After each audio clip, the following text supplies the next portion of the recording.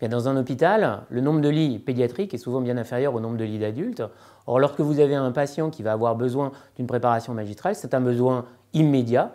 Et donc, l'avantage d'avoir recours à un sous-traitant, c'est que lui, il a un catalogue effectivement de principes actifs et de préparation magistrale ou hospitalière qu'il peut vous délivrer assez facilement si vous avez signé une sous-traitance avec lui.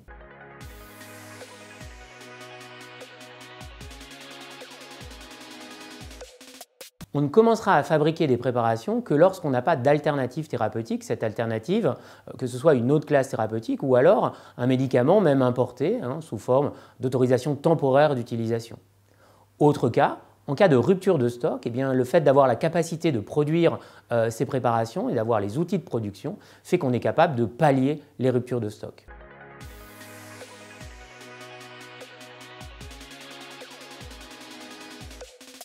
Les principes actifs qui sont utilisés chez l'enfant ne sont pas toujours les mêmes que ceux qui sont utilisés chez l'adulte.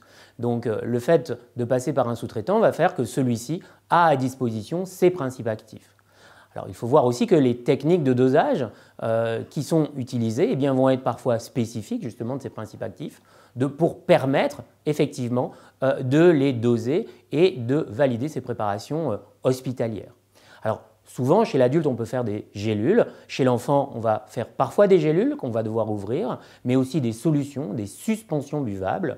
Et donc, dans ce cadre-là, il y a une spécificité de la production pédiatrique. Bien sûr, avant toute chose, il faudra avoir une validation pharmaceutique de cette préparation et donc de ne faire la production que si on n'a pas d'alternative thérapeutique.